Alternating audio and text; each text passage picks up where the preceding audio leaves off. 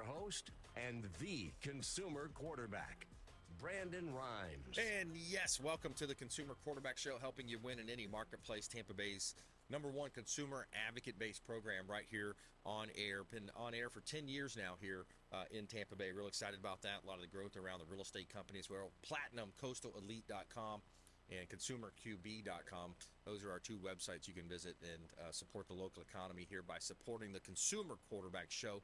We've got all of the best expert contributors, all the finest folks in Tampa Bay and the Gulf Coast region of Florida that we've assembled, we've vetted, and these are great folks that can help you with any questions you have relating to business or finance, home services, self-defense. We've got boating and yachting experts, private pilots, and so much more here on the Consumer Quarterback Show. ConsumerQB.com. 727-263-3707 is the number to save in your phone as your consumer advocate. 727-263-3707. That is our hotline number. Follow us online at CQB Show, at Brandon Rhymes 1. And we'd love to connect with you online as well. We've got Sam Mckeown going to be kicking us off here on the Consumer Quarterback Show, Alive and at Peace Coaching. And he's got an interesting story about Joe Montana. I'm not a huge 49ers fan, but during that Super Bowl, I don't know how many yards they beat Dallas. They beat Dallas. Yeah, That's all I cared about, right? That was a big one. But there's a story going around, and it's a true story, but they didn't have time. Yeah. They just didn't have that much time. And, everybody's thinking, how are we going to do this? What are we going to do? How are we going to do this? And they're in the huddle, and Joe Montana spots John Candy in the stands. Yeah.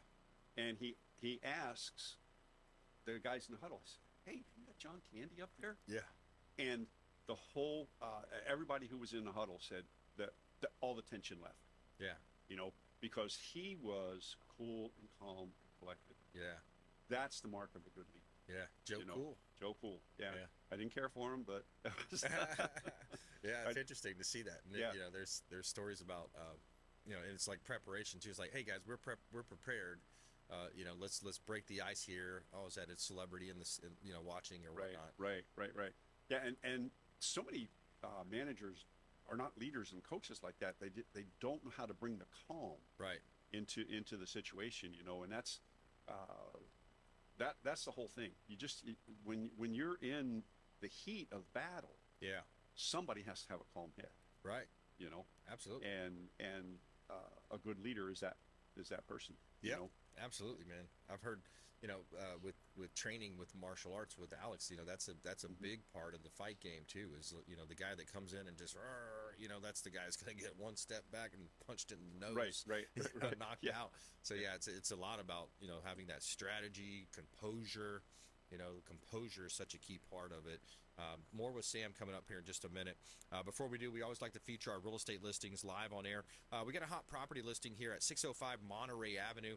This is one of our listings from the Platinum MVP team, Keller Realty. This is a gorgeous property. We just did a price reduction as well. This home is not going to last. 605 Monterey Avenue in Clearwater. 3 bedrooms, 2 bath, 2163 square feet. You're in a non-flood zone. 2163, 36 square feet. Beautiful property here in Tampa Bay. Newer hot water heaters, roof and AC unit, circular drive, and just a gorgeous pool home in Clearwater, Florida.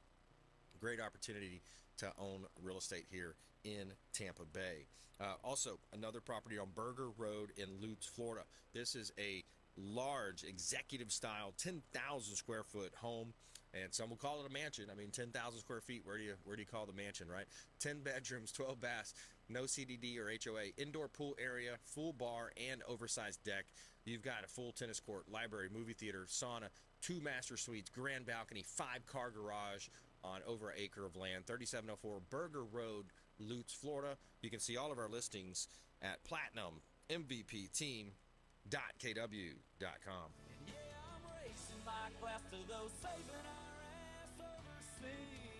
Yeah, PlatinumCoastalElite.com too. That's our newer website, so check out PlatinumCoastalElite.com. And all right, so we got Sam Mckeown here in studio. Sam, I always like having these conversations. We we talk about coaching. Of course, that's your business. We talk a little bit about real estate here and there, and there's some stuff going on out there on a national level too. I want to talk about because one of the most important pillars of any society is free speech, the ability to have free speech. I want to go to a clip here that I have teed up for us. So recently, students at a variety of universities have pushed for content warnings for courses that could discuss traumatic content. We've also seen movement against speakers that are considered controversial. Meanwhile, some universities have moved to embrace these kinds of actions and others are pushing back. Where is all this coming from? So this is in line with what we've seen over the last decade, 15 years, where students believe that words are violent and that ideas that they disagree with should not be given the same platform as ideas that they want to espouse. They feel challenged by ideas with which they disagree. And we saw this years ago when students were leading an effort to write letters to administrators saying you need to hire more faculty of color or you need to provide more benefits to people based on their race. Whether they knew it or not, I mean, they were pushing the idea of racial preferences as a part of school policies. Yeah, so we see that, the content warning. They want content warnings on some of these classes. They're shouting down speakers. Charlie Kirk's one of the biggest ones that always, Ben Shapiro, these speakers always get shouted down. And, are words really violence? Can words be violent? I don't know that the words can. I mean, you can incite violence. Right. You can get a crowd riled up and stuff like that. But, it boils down to the fact that, we may not agree on something. Right. But I don't hate you because of your beliefs. Right. I don't think that you're a bad person because of your beliefs. Right. And I'm not going to shout you down. And free speech. Okay, so it's somebody standing on this street corner burning an American flag. Yep. And somebody standing on this street corner right saying he's wrong to burn that American flag, and they're both right. They're both right. But they don't come together. Right. They don't discuss it. That's a problem now. There's no discussion. Right. You agree with me or you're racist. Yeah. Yeah. I mean, in that people need to stop playing that card because most of them have never actually been in a situation where they've had to deal with real racism. Right. Go back to the 60s, go back to the civil rights movement. Exactly. And look at what was going on. I grew up outside of Philly during the riots. Yep. And Frank Rizzo was the mayor back then. He used to be the police chief. He didn't care about concealed carry. He always carried. And when he was on the campaign trail, he had a nightclub sticking out of his suit coat. You know? And so we those of us who have lived through those things, we understand. Yeah. Okay. And we had all these riots and stuff the last couple of years for whatever reasons, and there's no communication. It's yelling and screaming and shouting, and sit down, and talk to me. Yep. If you think I'm a racist, sit down and let's discuss why. Yeah. And give me the opportunity. You mentioned Charlie Kirk and Ben Shapiro and all those guys. I love to watch some of the clips because people come at them, and they have not prepared. Exactly. They have this one little idea of why they're going to do something, and or what they want to say, and they're just not ready for it. Yeah, they get owned on some of those. Oh my videos. Goodness gracious! Yeah, it's so funny. It's so funny, and we have a tendency to we do that. I mean. It's frustrating. It's well, really especially frustrating. too now with the transgender movement. I mean, you got these males that you can see the 5 o'clock shadow coming through, and if you get into you see some of these videos too, right? Where these are men that have a mental disorder, mental dysphoria, about their sexuality, and then they flip and they start shouting down, and it's like sounds like a barking dog coming down at somebody. You know? Yeah, and. They come back and say that I'm intolerant or you're intolerant because okay, I'm used to be classified as a WASP, white Anglo-Saxon Protestant, right? Yep. Okay, I've heard that. Yeah. Okay, and they don't use that term much anymore, but because of my faith, I'm a racist. Yep. No, I'm not. Because of my faith, if you're transgender, I hate you. No, I don't. Okay. Give me a chance to show you the love that Christ showed me. Exactly. Without yelling at me because you think I have this prejudice against you. Yep. You have no idea where I grew up. I was told one time, I teach a diversity, equity, and inclusion class, right? And I try not to do a whole lot of it anymore. I was told by a younger person of color that what does an old white guy know about racism? Yeah, exactly. Well, first off, diversity, equity, inclusion should never be about race. Right. It's not what it is. Okay. So it's funny. So I don't push that course much anymore. Yeah, but, exactly. But Well, to your point though, it goes with some of these different ideas that are outside of the norms, the standards, and again, a lot of times it's catering to the 0.003% of Americans or whatever. It goes from tolerance, hey, let's tolerate. You got to just tolerate those. It goes to acceptance. You have to accept it.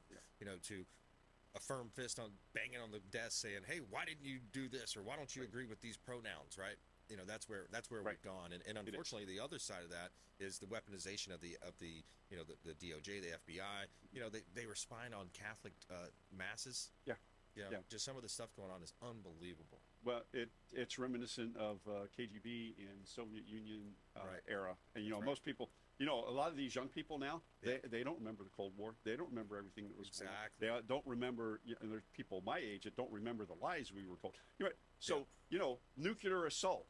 Get underneath your desk and hold your head. Yeah, it's only so they can find the bodies. That's nothing. It's not going to save you, right? Yeah. And so, but the propaganda. You know what? Exactly. They were taught the same thing over there. Yeah. They were talking about how mean and ugly and you know, we would be if we invaded, and I know that because my wife grew up in Ukraine in the Soviet Union, right? And so, and you talk about spying in the churches. That's what they did over there. You went to church. More than likely, over there, the priest was the KGB agent. We're going back to that. And it's, we are. Unfortunately, the one side that lies and says it about the other side is the ones who's actually doing that. Usually. And in Rocky IV did whoop what's his name, Ivan Drago's ass. So that kind of makes it even. Yeah. But anyway, let's go back. So we're talking with Sam Mckeown, Alive and at Peace Coaching here in Tampa Bay. He's a coach. He's a consultant. He can help you with your business coaching. Let's go a little bit into that. You know, the coaching. How does that look and feel if I'm a business owner or maybe a sales rep or something, a realtor, and I say, hey, I want to get some coaching. What is the next step? Well, the next, obviously, give me a call. But the first thing we'll do is we'll do a strategy call. Yeah. Where do you want to go with your coaching? I was working with a client the other day, and well, I need you to help me fix this and fix that. And I says, I'm not going to fix you. You know, and as men, our first deal is we're going to fix this, right? Right. We can't do that as a coach. You can't do that. So when we backed it all out, we went through the strategy session. They didn't know where they wanted to go. They didn't know where they wanted to go with their finances. They didn't know what they wanted to be when they grew up as far as their finances, right? Yeah. So we got down to it, and I said, what if you get to this point in your finances, your personal life, and your professional life, what would you do? And both of them were like, we're going to Ireland for a month. Right. Well, you're not Irish, but anyway. So, but anyway, and I said, okay. So that's your end game. When do you want to go? Yeah. ASAP. They hadn't even thought about it. Yeah, right. Exactly. And that's 6 months out. Yeah, Setting 6 month goal, right? And so that's where you start. Yeah. You have to start. You want to make a change in your business. Okay. Why?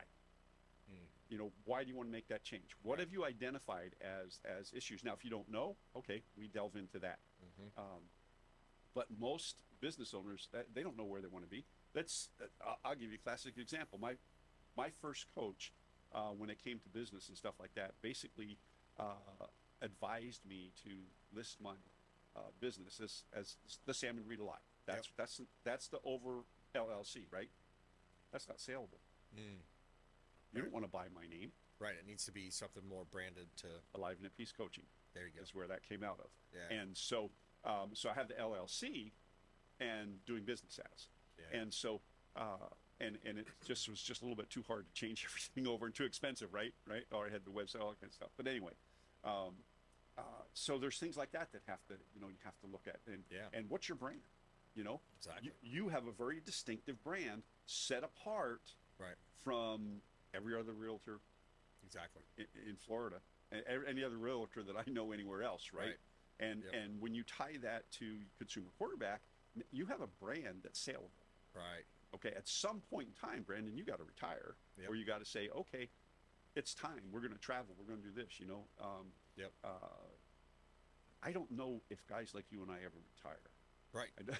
Yeah, that's It's true. one of those, we may go do something else, Yeah.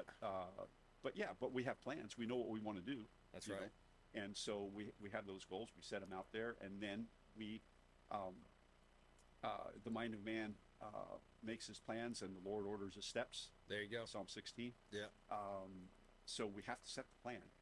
Jeremiah, we're told to set it in stone, I like and that. then we allow the Lord to guide our steps. Yeah. That's right.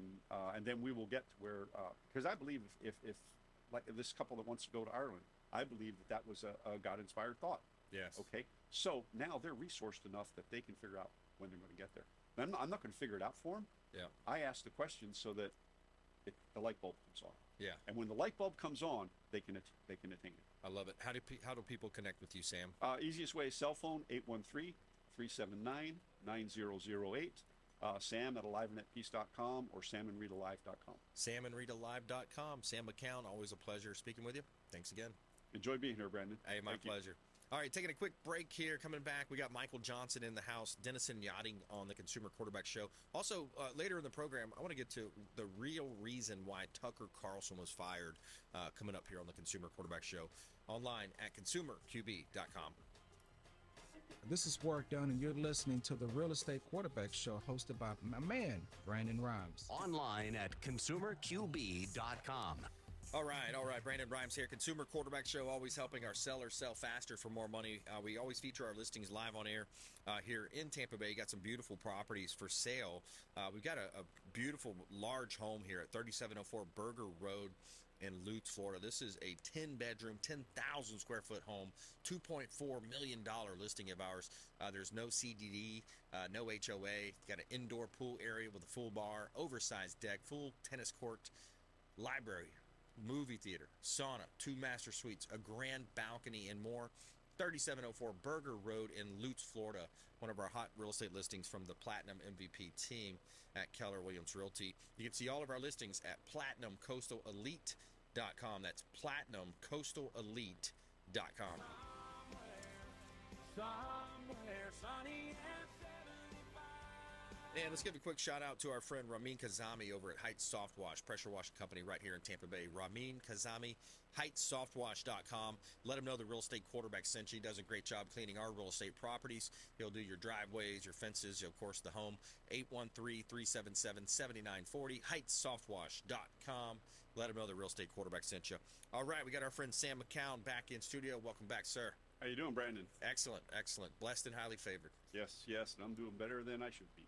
Absolutely. I love it, man. So, hey, I got a question for you. Yes, sir. John Wooden only lost 3 national championships. Can you name the teams? Oh, my goodness. Name the teams.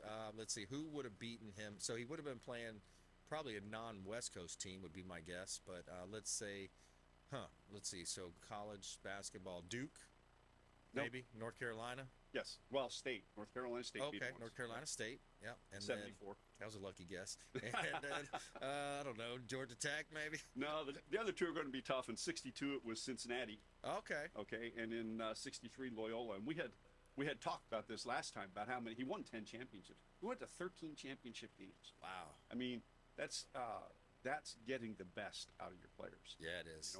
I read a story about him and Kareem Abdul-Jabbar.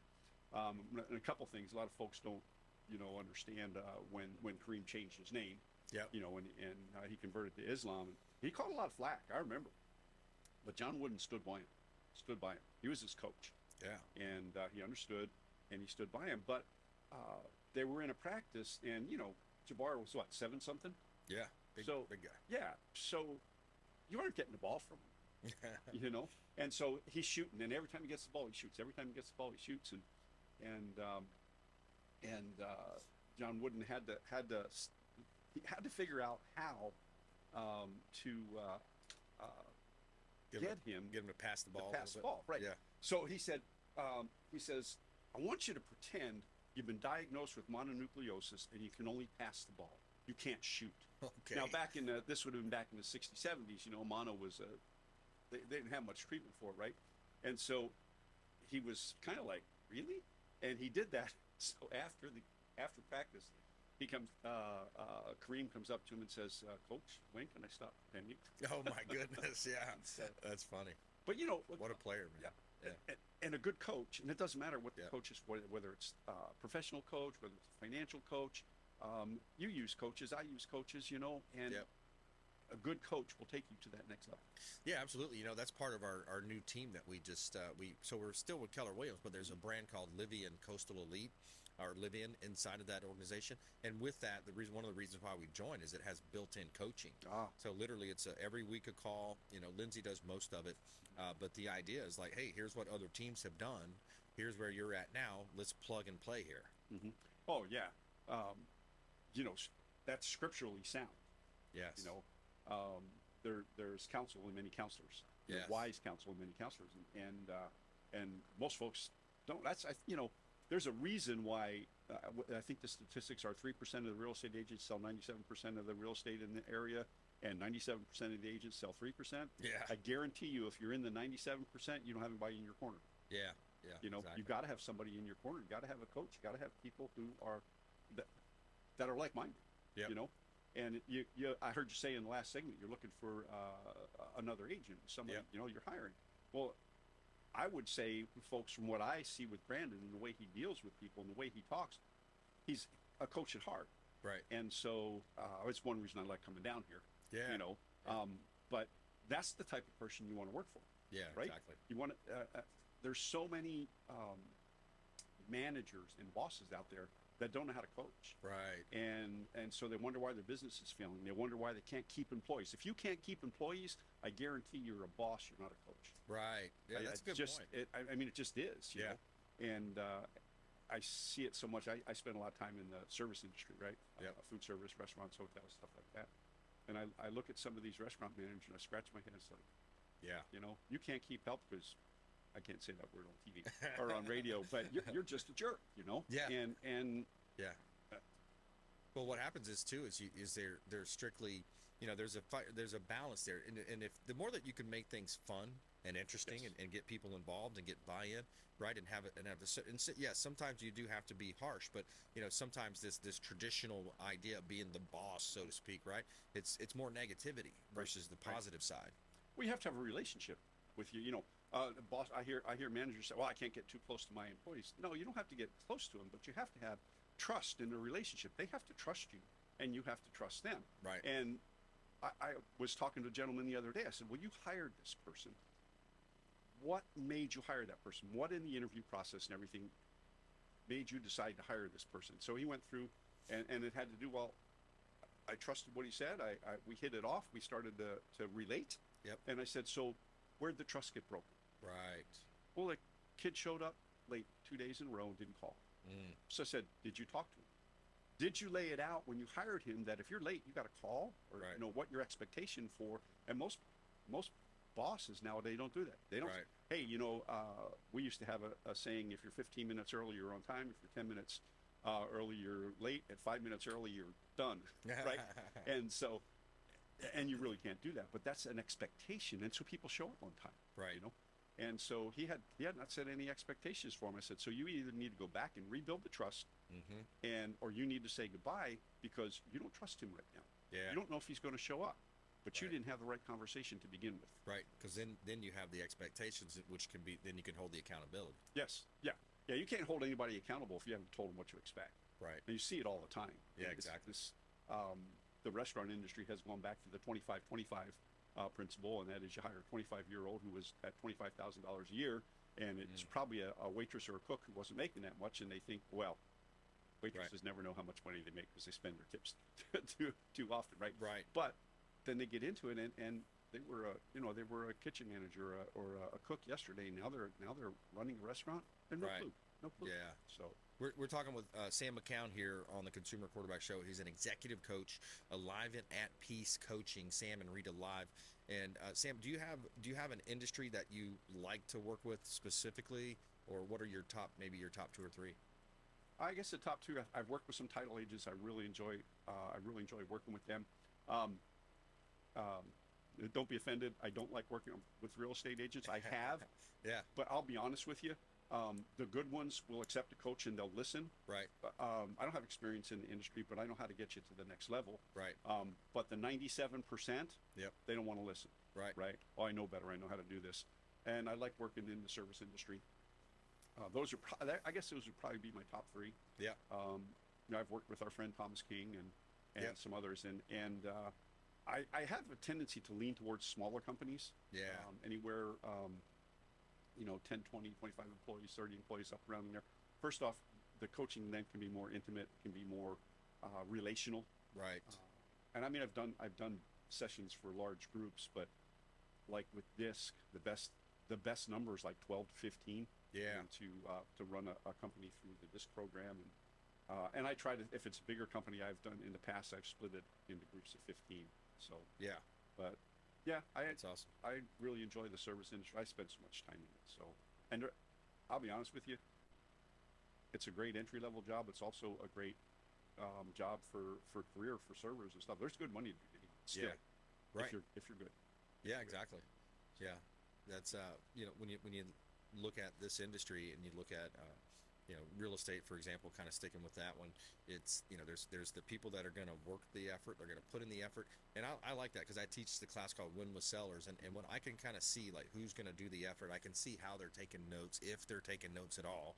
You kind of have like the people that are in the classroom like, hey, I got to be here. My so-and-so made me come to this class or something. Right. But the ones that really get into it, I always say you kind of get out what you put in, right? Right. Oh, it's always that way. Yeah. And if you're putting the garbage in, you're getting garbage out. And it's really interesting when you get into a class like that, and you pay attention to who's taking notes. You pay attention to what they're doing and what's going on. Those are the people that you want to go talk to afterwards and find out, you might need to steal them for your team. I don't know. Yeah, exactly. But you watch them, and if they've been involved in the class, Right. you watch their career, and they will be some of your top producers. Yep, you put the effort in. Especially with a lot of times too. Here's another thing with business: people can throw money at marketing. You can throw money at ads or whatever it might be, right? Yep. But to make money in real estate, that's the beauty of it. If you're good on the phones, if you're good at networking, if you're good, you can earn money and make money through relationships and through being good on the phones. Like me, I still do a lot of calls for expired listings. Right. I like to take those listings that weren't treated properly or marketed properly, repackage them, represent them into a successful environment. And so you can kind of see that. And so it doesn't take money to make money, Right. as like people think. Right. Well, everybody thinks if they throw money at marketing, advertising, and sales, and a lot of people don't know the difference between marketing, advertising, and sales. But Right. Getting on the phones, that is a sales skill that is dwindling. Right. And if you have, and that's a perfect example, you have expired listings, somebody didn't treat it right. Yep. So there obviously wasn't a relationship. And you have to call a person who wasn't treated right, Right. by another real estate agent saying, this is Brandon Rhymes, I'm a real estate agent, now I'm going to treat you better, right? Yeah. And so you have to develop the relationship and then nurture that. And a lot of folks do that. They don't want to put the work in. They, Yep. I got this listing. Yep. How's it going to sell? How are we going to sell it? Right. I get a kick out of when it comes to sales too. Sales professionals are a strange breed. Yeah. It takes a different person. Right. It takes a person who can have no said to them 100 times a day. Exactly. And understand that the next 100 could be yes. Yeah. But then still keep the relationship with the no's. Yeah. You can. That's the hardest thing. Absolutely. You can keep the relationship with the no's, and Yep. that's those people when they come back to you Yep. are your best customers. Yeah, exactly. And hey, those are the ones you're going to make the most money with. Well, they'll remember you from a year Yeah. later, like, oh, well, I remember you had that radio show, and you're not just a realtor, you feature your listings on your show, and yeah, we'll get the calls from a year later. But yeah. That's a good point, is your MET database, right? Yeah. Even though I haven't met them, we can still call that a MET because I had a conversation. Sometimes I'll talk to people 15, 20 minutes, and it's maybe not a sale then, but it may be a sale later. So you put them in that database, you nurture them, you add value to them. You don't send them like, hey, it's time to change your clocks back and your clocks forward. The electronic devices do that for us now. Right. So you got to make sure your email campaigns and you're adding value and not just sending out stuff just to send stuff out. Yeah, I've got a list of several hundred contacts from a company I'm a preferred coach with, Yep. And it has to do with finances. Nobody likes to talk about money. I mean, they don't want to talk about where their finances. They don't want to admit the mistakes they made, things like that. Right. But I stay in touch with them, and what I send them is I always offer a strategy session. Okay, a complimentary strategy session. If anybody calls me, I'll set them up with a strategy session, right?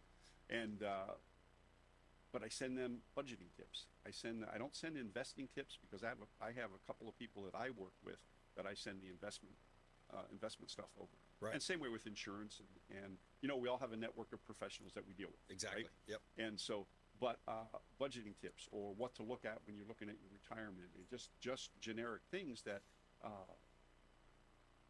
will help them with their finances, right? Right. Because most people don't think about it. They don't look at their bank account. Well, they can do it online. When was the last time most people balanced a checkbook? Yeah, checking exactly. account, right? Yeah.